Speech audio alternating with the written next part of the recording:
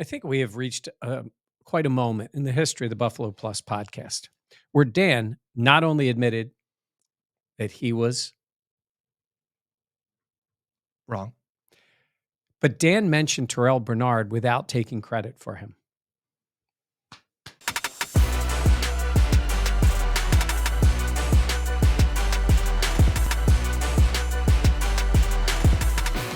This is the Buffalo Plus podcast, brought to you by Connors and Ferris. Hey, everybody. Welcome back to the Buffalo Plus YouTube channel, presented by Connors and Ferris. He is not Jenna Cottrell. I am not Jenna Cottrell. I'm Mike Catalana. He is Dan Fates. Jenna getting a, can we say Princess Day off? No, she deserves a her holiday veteran rest day. She's still trying to, her mind is still in a pretzel from Trap Game or Look Ahead spot. Well, we'll have our own Trap Game, Look Ahead game discussion about that. Please make sure to like, comment, and subscribe. We appreciate all the people responding as the Bills have been rolling along. All right, we're going to get to talking about the Chargers because it's an NFL game and we've seen enough of this. So don't dismiss anybody. We're going to talk about playoff scenarios. But just like Sean McDermott has said a couple of weeks ago, we start from within. We start with this Bills self-scouting. Team. A couple of weeks ago, you know, they were lost, couldn't figure out what to do in tight games, threw the game away in Philly, and now they are the darling of the national media. It's funny how things change. And I think it started too, Mike. It even goes back to when we were the first time we talked about like this team just may be who this team is. And that was after the Denver loss, where we kind of were like, yeah, they're just not a playoff team. Like this is just kind of who they are. They bounced back after the firing of Ken Dorsey. They beat the Jets. Then they go play well in Philly. Like I know we that has seemed to be like there are no moral victories, but that still seemed to be like a okay loss. It puts it in line with what we talked about at the time, the Tampa loss in overtime, where they made some mistakes. Yeah. That was a comeback game, but the idea of like finding something in a loss. Yeah. Right. They did. And now they just seem to be rolling again, coming off two massive emotional must-have wins. I was laughing at the Chiefs game and the way some people responded to, well, they got lucky and this and the other. I'm like, I don't care. Win the game and move on, because your next game was the one you pin at the top of your Twitter reel, right? Yeah. It's the one that you say, oh my God, the Cowboys game was great. So it doesn't matter how you won the Chiefs game. It doesn't matter. So you get the win, then you blow out the Cowboys. Now you feel like you are on a roll. Yeah, and now I feel like the bandwagon is filled back up. Yeah. It's awfully funny how that works. Yeah. This is what we always say about the national people. Look, we have our own opinions, and some of you think we were too negative at different times of the year. We see them all the time. These other guys, they swoop in, they swoop out, they come in, they make their big proclamation. A few weeks ago, it was like, Josh Allen is a good quarterback. Well, thank you, Rich Eisen, Mike Greenberg, all the guys. Like, they're very talented, great careers, but like, do you think we just realized that Josh Allen is a good quarterback? Well, and it's the fact of like, people are like, well, you guys were so negative. Weren't you negative? Like, weren't you coming to this channel and coming to this? There were some people that are like, I love this podcast, I love this channel, but you guys are too negative. It's like, then find a different team. Like at this point of the season, like it was bad. And so to see them bounce back, and that was what I was kind of talking about after the game on Sunday, the way the sidelines felt being on there, it was almost like we knew we had this in us. Like we knew we had this type of performance in us. It just, we weren't doing it. That was what Latavius Murray said about the players only offensive meeting, was like, we feel like we're just shooting ourselves in the foot. They kind of shot themselves in the foot in Philly. They shot themselves in the foot several times in Denver. And now it just seems like this team is starting to not do that. And it's amazing how much they can win. They have an identity now. You don't think they have an identity? I don't think it's a specific thing. I think their identity is they know what they want to do defensively. They are a well-coached defense. They are a well-coached defense. With all the injuries, guys step in and make plays for them. I know they failed in big spots during the year, okay? And I know there were some issues. But when you watch them now, you say to yourself, I have faith in that defense. It's hard to have faith in a lot of defenses around the NFL. You look around, you say, the Chiefs is really good. The Jets has been good, but they can't score. I look at it, I go, who do you love defensively? San Francisco's pretty good. Well, and that's what I was just thinking about too. When Patrick Mahomes was driving in that second half, my ex DMs are like, "Here he goes again! Here he goes again! This guy can't close out a game." He's Patrick freaking Mahomes. Yeah. Like, do you think that every time Tom Brady had a fourth quarter game-winning drive, the fans and the other team are like, "Well, this just sucks." Like, there are a lot of quarterbacks in the NFL that are good, especially late in games when the pressure's on. Like, and so to sit there and say, "Well, like, he never gets the job done." He's proven that he can get the job done. That Sean McDermott, and again, I know it was crazy. I felt like when I said, despite all these injuries, I still think this defense can be a top 10 defense. There aren't very many defenses playing as well as the Bills are right now, especially. So what? Math here, 12 quarters. Right. I mean, I guess you can go back 16 quarters. They've probably played, you go back to the Jets game, they've probably played 14 really good quarters. Yeah. The second two and overtime, I guess, in Philly. Yeah. Yeah. That were bad for them. And then, by the way, the Eagles just left whatever they had there and they haven't picked it back up again. But in terms of when I say well coached, I mean, you look at what they've had to do and the changes they've had to make.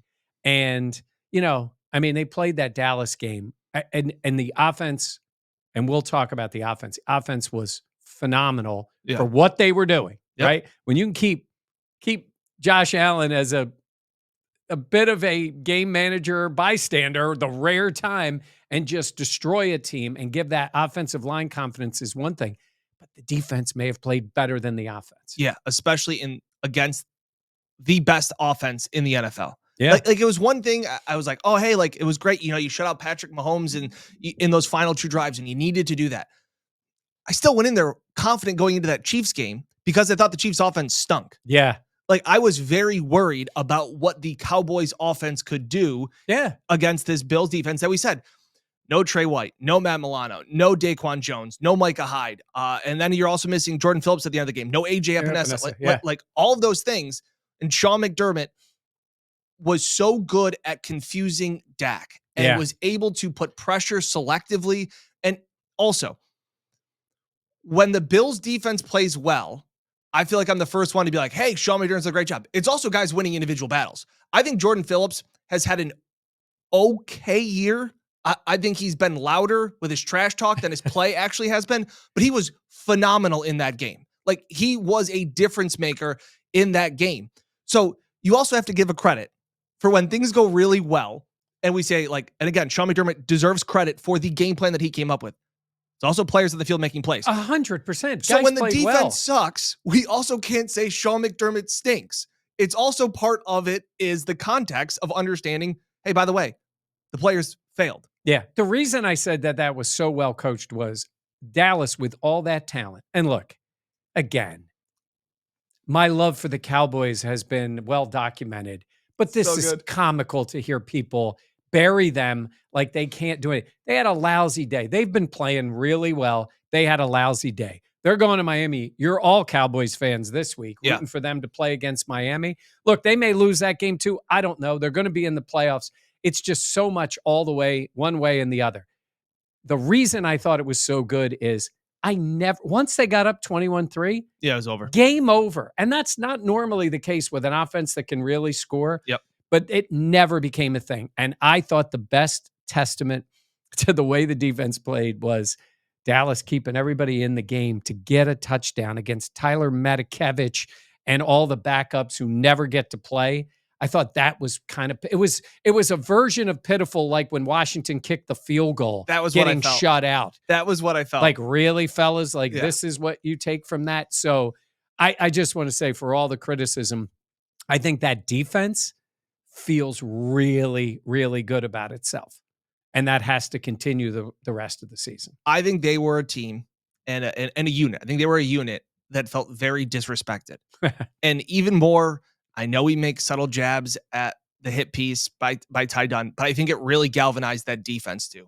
I think Joe Brady has galvanized the offense. I think it has given them a boost. It has given them a level of confidence, and we can talk about that in a second. But I think the defense was like, he's still a really good guy. He's a really good coach. He's a really good coordinator, too, on top of this. And I think for that, uh, Tyrell Dodson has played unbelievable. And we haven't talked about that at all. And it's partly because it's like, well, it's Tyrell Dodson. Like, he's playing really well. And Sean said he's elevated his game and that it's fun to see. These are guys I think that have finally settled in. They no longer feel out of place in spot starts, in big moments, in third downs. I think they know what to expect because of what Sean McDermott has done. And again, Sean McDermott, outside of a couple really, Luke Kuechly being an all-pro player, he's kind of been a system guy more than an individual player guy. Yeah. Players have thrived in his system, but Philly, I mean, you had Brian Dawkins, you had some really good players there. Right. But it wasn't like it was like every single superstar was on that defense. Yeah, I don't think you felt that they were that way. Look, he can coach up players. He gets guys ready, and it doesn't always work. I'm just going to say there are things to get on Sean McDermott about. Yep. And even in this defense, at times when he took some chances and they got burned by it.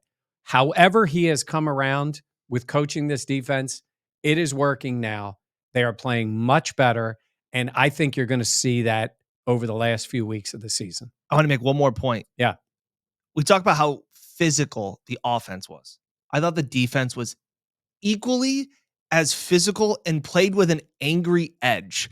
And nobody, I felt more specifically, played with that edge watching back the game, because I filed the game from what I shot on the field, and then I go back and watch the TV because he missed so many things. Yeah. Like, we'll get to it in a second. I had no idea how much James Cook was motioning. Oh, yeah. So, like, from my vantage point, I'm just focused on Josh when the ball is snapped. And I go back and watch him like, holy, he's moving all over the place. Yeah. And that was part of it. But just the fact of what I thought Terrell Bernard played with a nastiness. Yeah. And it was not only was it tackles, it was a little bit of that getting up in their face. It was you're tackling them and then you're driving them in and then you're keeping them down for a little bit. I loved all of that as a middle linebacker. Again, where the Bills want to be this physical team and you have this Cowboys as this finesse team, the Dolphins, a finesse team. They were the nastier team in that game. When they lost to the Bengals in the playoffs last year, the Bengals were a physical, nasty team in that game. That is the element Sean McDermott has been preaching, and it gets lost sometimes. And I said to you guys, we've seen them win and look great. The perfect game against the Patriots, that kind of game, right? Or any Dolphins game where they blow them out. Yeah. And it's usually Josh in magical plays and touchdowns all over, and they just run somebody. That was they just beat the hell out of them, and they just kept it going. And it was both sides of the ball the whole time. So, look, that's an issue for the Cowboys because that is one thing. They showed everybody like that's a blueprint game. Yeah, run the ball on them, beat them up, and they shrink. Now, again, they still have plenty of chances to show they're different. Yeah. But the Bills aren't worried about them other than this week when they're rooting for them in the game. So I like the physical aspect. McDermott preaches that all the time, and sometimes it got dismissed. They need it on offense. They need it on defense. The reason I say they can do it on what they did on offense is they're not going to run the ball that much. Maybe not again the rest of the season. I mean, they were just a running team in that game. Yeah. Because Dallas had no interest in stopping it, and the Bills were having a blast doing it. But you better believe the Chargers this week and the Patriots and the Dolphins and whoever this team plays in the playoffs has to absolutely respect the running game.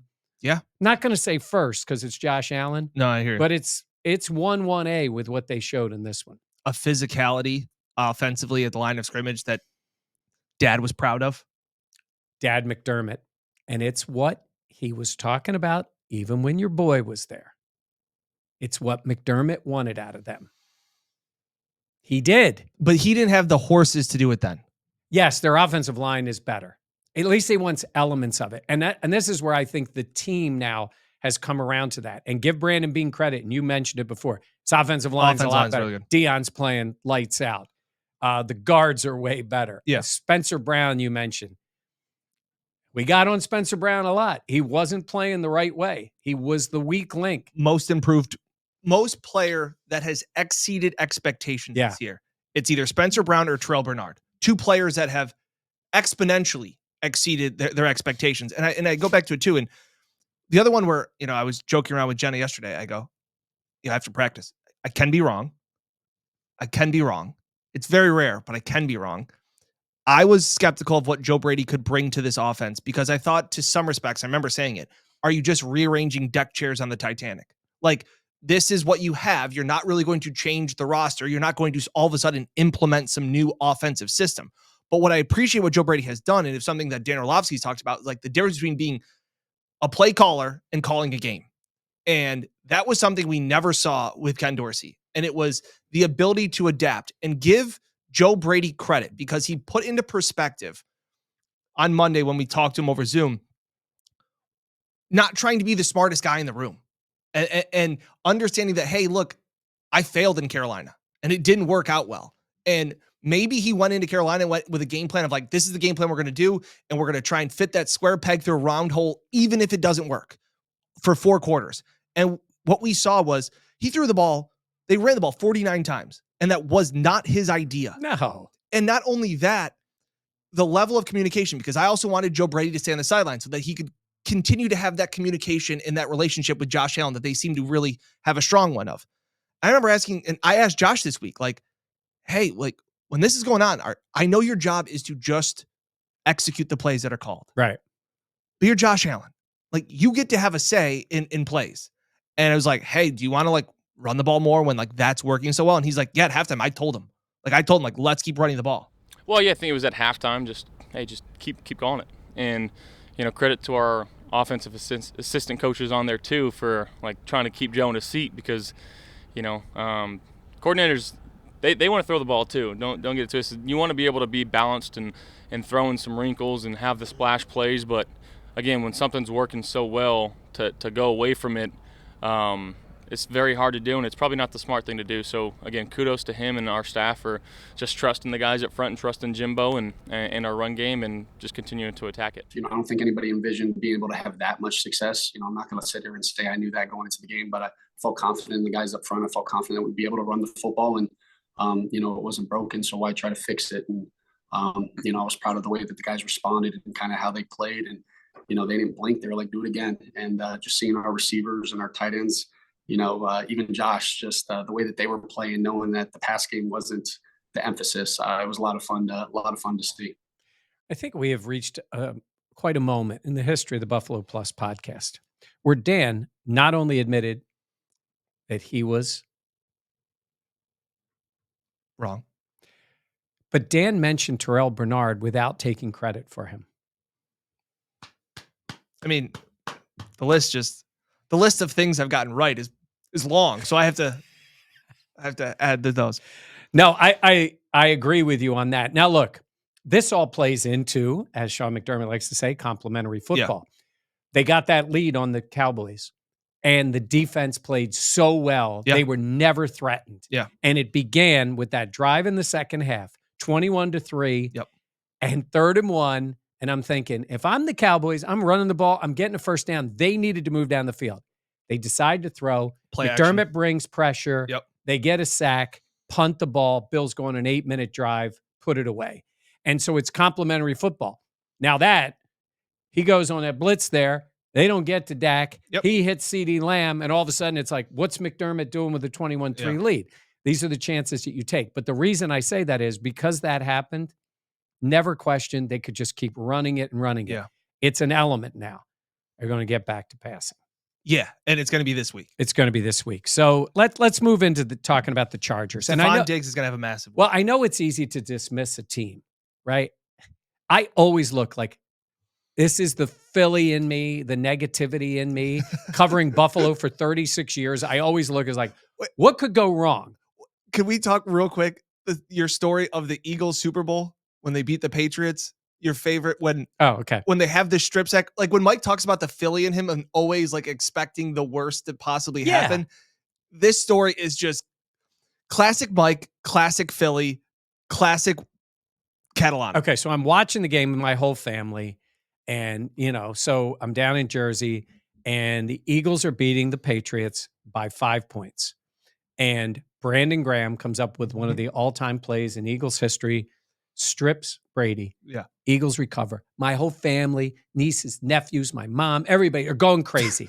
And I'm running in the middle of the room like the guy in, Animal House where he stops the track. And I'm going, hold on. There's still 2 minutes to go.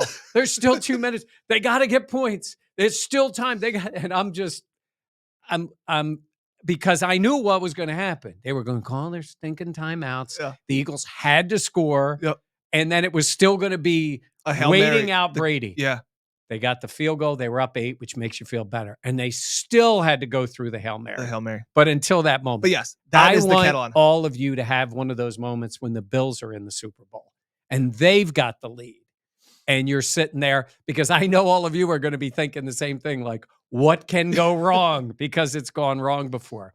But with this team, the reason I bring all this up about the Chargers is the last time we saw the Chargers, the Raiders, it was as embarrassing of a performance by a team as you will ever see. Correct. And I don't think NFL players as a group quit.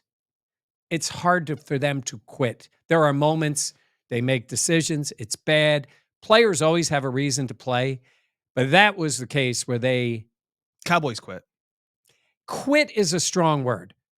They made a lot of business decisions. Yes, but I'm talking about where they gave up 6 touchdowns in the first half or 7, whatever it was, to the Raiders, who had been shut out the week before. Yeah. Basically, from the start, the Chargers were like, we're not playing for Brandon Staley. Yes. He's going to get fired. Yes.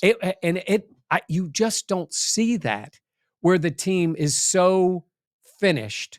That early. From the start of the game, at home in a dome. So it's not like the Cowboys. Yeah, the Cowboys quit after the 8-minute drive in the third quarter. They knew it was done. Like they knew they were done. And by the way, that's a team that can do something. This is a team that was finished. Yeah. The only thing from a mindset thing that concerns me in this game is that they did fire him. Yep. And so sometimes it lightens up a team. But I will say, man, they are missing an all-star group of players that are not going to play in this game. That is the Chargers way. It's like Justin Herbert, Mike Williams, Keenan Allen's not going to play. Like when we're recording this, he hadn't practiced. I don't know if he's going to practice. He ain't going to play. Joey Bosa's not going to play. Yep. They lost Will Clapp, their center. Austin Eckler's playing. He's an angry guy. Yep.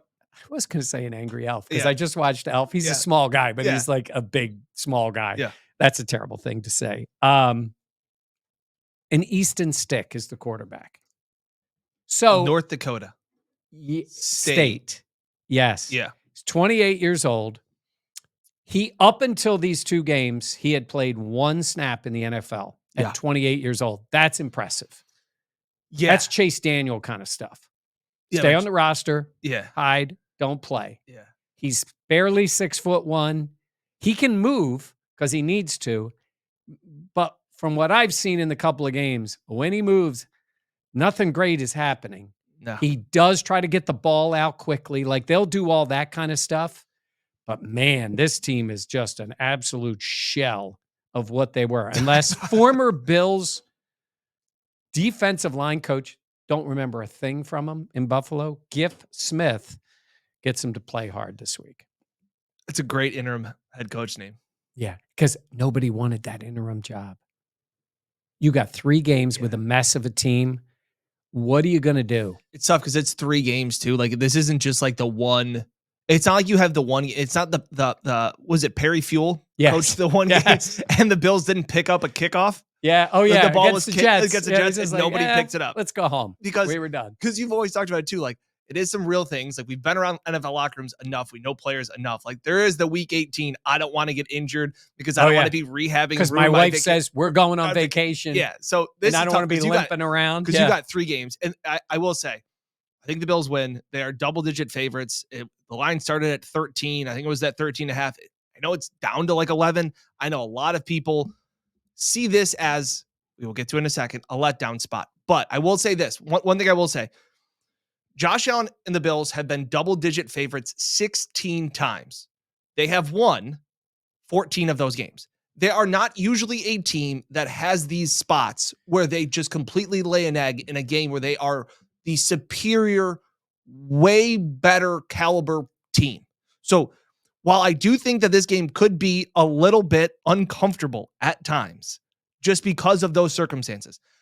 As a betting guy, and as the things go on, I usually love betting on teams that have just been embarrassed. That is what the Chargers were. You think? They were embarrassed. The Broncos came back and won after they gave up 70 points the following week Yeah. to Miami. Like, there are teams that, like I said, if you have any pride, if you have any gumption and love for the game and of that, you bounce back, because there's no worse week of studying film than that week where they're just showing you play after play where you look like you just didn't want to be there. Look, this offense stunk when they had Justin Herbert, when they had Mike Williams, when they had Keenan Allen. And I don't think this guy has the ability or the players to beat the Bills. Yeah. I really don't. But it's Easton Stick. I think when I say quit, I'm not talking about like individual guys playing in this game. Isaiah Spiller, by the way, not related to CJ, but loves CJ, wore his number because his name's Spiller, so he's a player. Texas A&M? Ooh, you were going to say that. I know he's not related. They got Quentin Johnson, the young guy who had a TCU, big guy. Yeah. I mean, he can't catch a ball. But they have guys who are going to go out there to put tape out. I mean, this is what they want to do, right? They want to see if they can play. Texas A&M. Good call. They'll want to play hard. I'm right. But this is a game where I say, get the ball, get down, get a touchdown, get a lead, and then they're going to just be individually playing, but you got to take them out of the game right away. That's the way I look at it. I look at this in a few ways, especially how well the defense has played. I think that will continue. I also look at this as a game where, and I know this because I have been in the shitty weather the last few weeks, they're going into a dome, or for all intents, for a covered stadium. Yeah. In LA. I think this is a game where you get Stephon Diggs in the passing game going again, because when they played against the Jets, it's a really good secondary. I know they still had success, but it's still a Jets defense that, for the most part, it's a high-level defense. Then you played Philly in an absolute monsoon, and it was tough. They still did. Josh was still incredible, obviously, and all that. Then you went to Kansas City. Better weather, but in that game, it's still a Chiefs secondary that's really, really good. Yeah. Like, their corners, legit. And then you go and play in another... You didn't need to throw the ball against Dallas. Right. So you didn't really get to see it. I think this is the first time we really see Joe Brady dial up a passing game and get something going and to build the confidence. Hey, look, you now know you can run the ball. That's great. Also show that Josh Allen can pick a team apart in a dome. A lot of times what teams really want to do, throw early, get a lead, attack, run the ball. I mean, that's the formula for many teams to win. And I think that's what the Bills will do this week. They do have Khalil Mack, who has 15 sacks this year. He had 6 in one game. Absurd. Against the Raiders. I say when the game's over, he can come back, visit UB, just bring him back, and just line him up for the last few weeks. Seriously, wouldn't he want to come play with the Bills? Yeah. I don't think the league would allow that. Would they allow that? Probably not. Okay.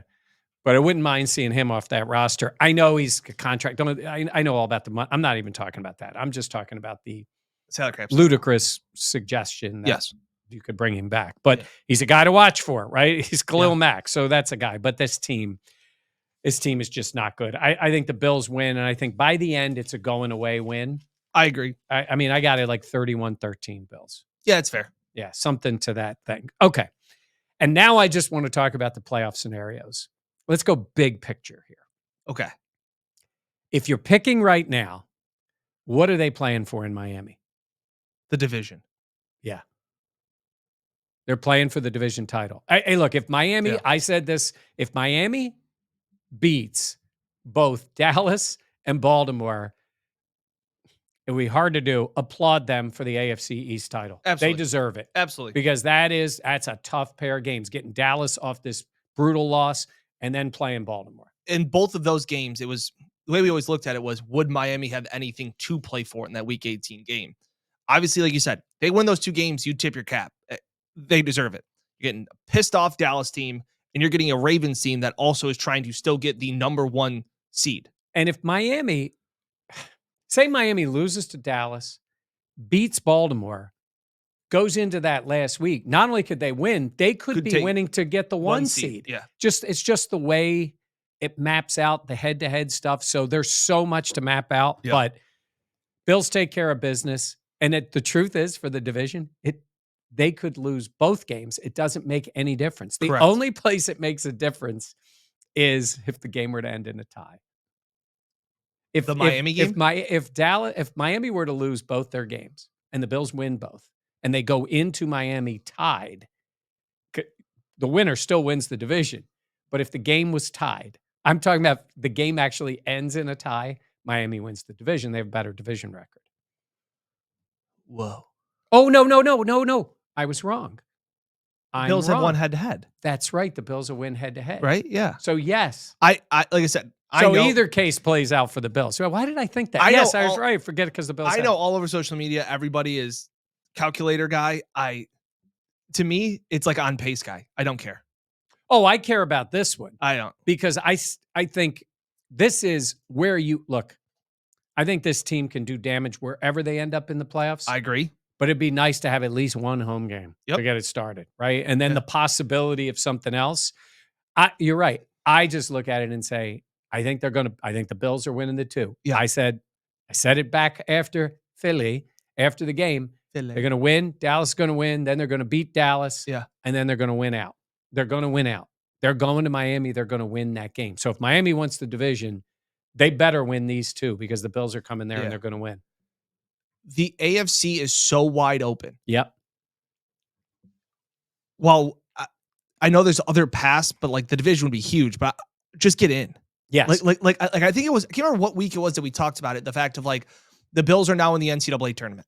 Yeah. Like it is just survive and advance through these games. And again, you are facing a lifeless Chargers team. You are facing a Patriots team that is just brutal. And who knows what is happening inside that organization. Bailey Zappi, all these things.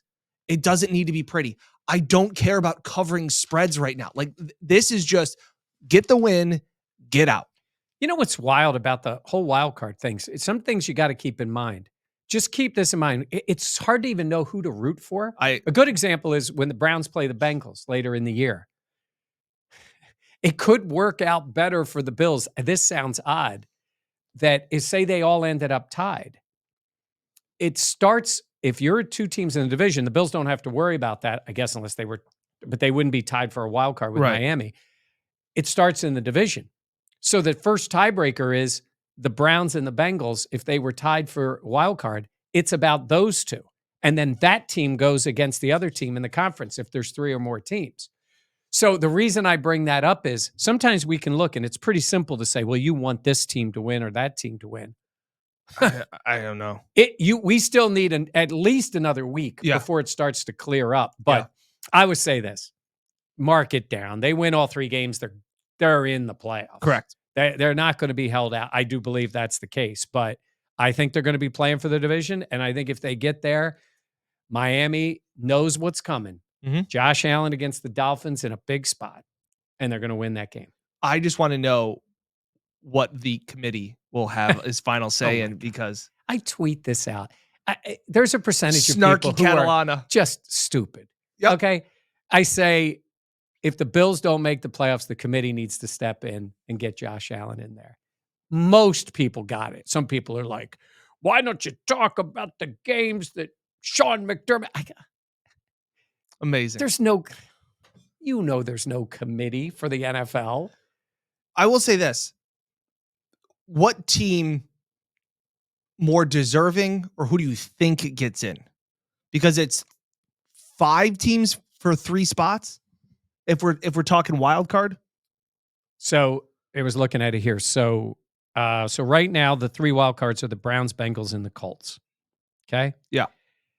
I can say this. The Browns have found a way to get it done. They Joe deserve Flacco. Joe Flacco's elite. Unbelievable. They are getting breaks that the Cleveland Browns never get. Yeah.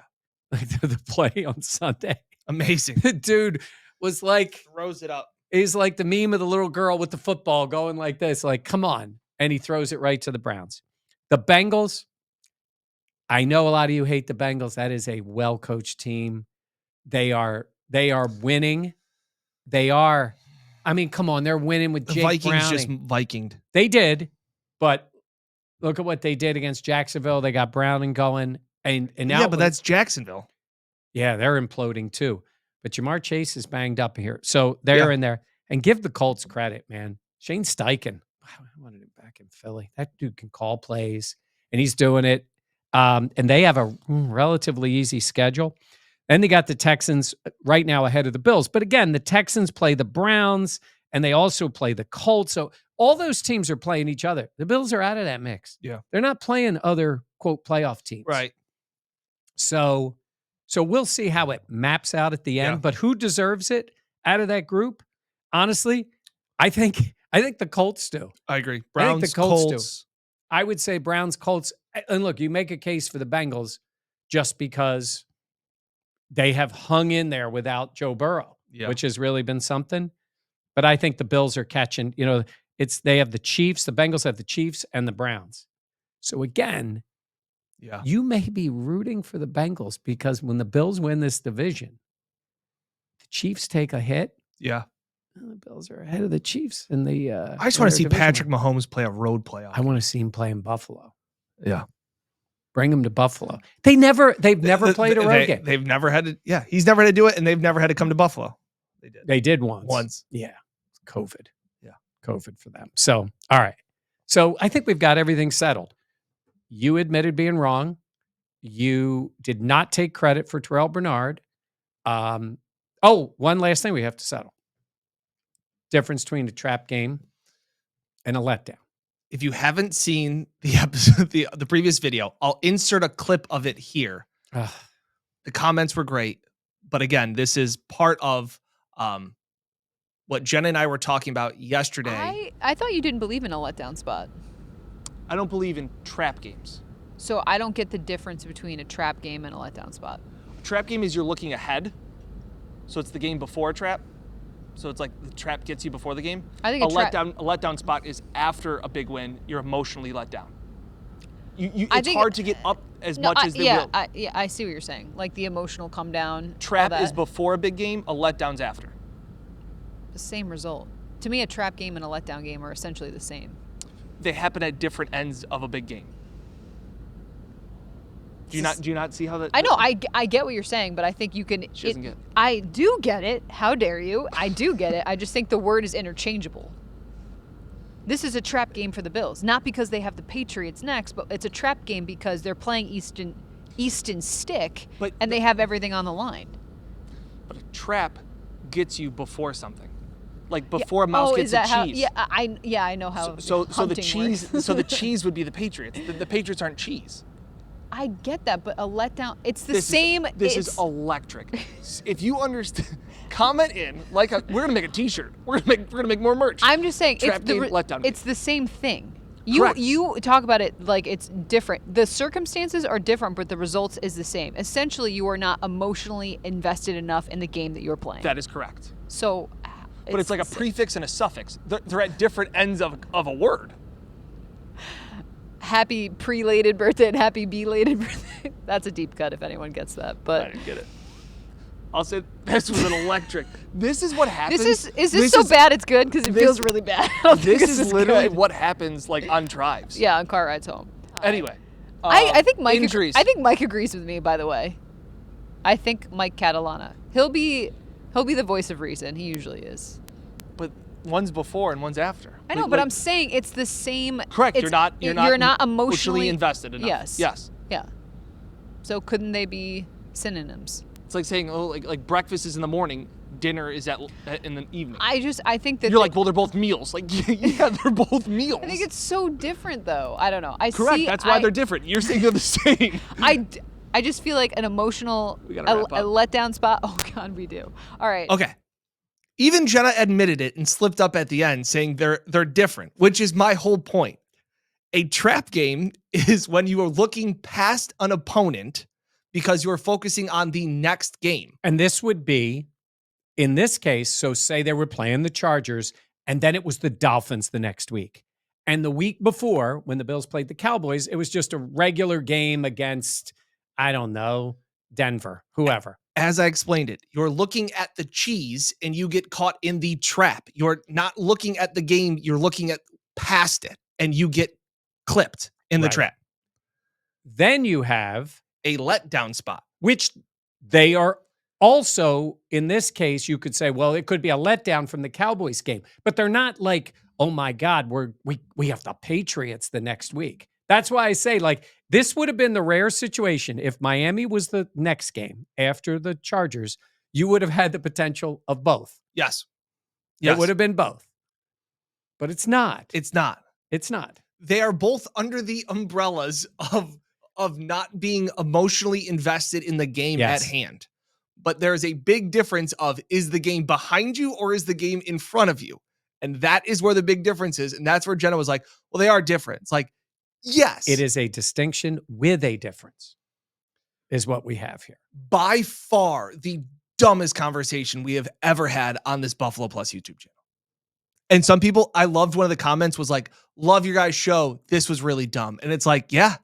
And we left it in. Like, we had the ability to cut that part out of that video. Jen and I were like, no, we're going to leave that in. And by the way, I think we have to officially say it because there was many comments about it. Jenna was not high. Not high. Not high. So She wasn't high. no. It Never was been ju- high. Never been high on this channel. It's just Jenna, you know. By the way, a few weeks ago, it was Jenna and I doing something, and we picked on Dan. And now here at the end, we're picking on Jenna. They pick on me right in front of me. Yeah. Just so you know that, by the way. Yeah. They don't wait. But yeah, Jenna, it's a trap game. Okay. Or it's a letdown game. This is a letdown game. See? I almost caught myself. It's a letdown game. It's a letdown game. Also, yeah. Bunch of orders coming in on Yeah. the BuffaloPlusStore.com t-shirts. We got these tumbler mugs, hats. Jenna put up some more things too. So appreciate the orders. It's really cool every time we see that. And Jen and I were talking about this on the way up. There are moments when nobody wants to know how hard you work. You don't want to brag about it. We've always talked about that. But it is really cool to think that 28,000, almost 29,000 people care about what we have to say. So it is one of those moments. Again, we appreciate like, comment, subscribe. We say it all the time because it really helps us. Yeah. Helps the channel grow. It's allowed us to have a podcast studio like Look you at see that. here now. Like, so it is, again, you're getting to the thankful time of the holiday season. Really appreciate it because this is, it doesn't go past us how cool this is, what we have built. I've done this for 3.5 decades. It's been the most gratifying, coolest thing I've been able to do. The only You're welcome. issue is Jenna talks too much. You're welcome, Mike. Yes. Jenna talks too much. All right. She does. It's just, and we can never get a word in. Yeah. It's tough. Yep. It's tough. Well, she'll be back with us for the post-game pod. Post-game pod. As we see what happens when the Bills play against the Chargers and keep the season going. We want to wish everyone happy holidays, Merry Christmas, however you celebrate. Hope you get to enjoy the game. We'll probably put up that post-game video Christmas Eve morning because the game probably won't end until 11:30ish. Yeah. So if you're looking for, obviously the game is on Peacock. If you're looking for our reaction, will probably be put up by the time you wake up Christmas Eve and you're going to go see family. We will have that up. Yeah. Oh, it'll be up way early enough for you before you have to deal with some of the family. Yes. You know, we're all been there. And instead of like, you know, people put on like the fireplace, like in the video screen, like just put on Buffalo Plus and you guys can all agree. Yes. After a big Bills win and they keep their playoff hopes alive. Yes. And so we will do that. So probably say 6 o'clock 6 a.m. Eastern time. Because we know you're all over the Yes. world. Yep. It is. It's the case. All right. This was fun. We finally got a chance to Seriously. express what we thought. It's a letdown spot. I know. All right. That's going to do it for us. Please make sure to like, comment, and subscribe. For Dan Fates and Jenna Cottrell, I'm Mike Catalana. Thanks for watching the Buffalo Plus YouTube channel presented by Connors and Ferris.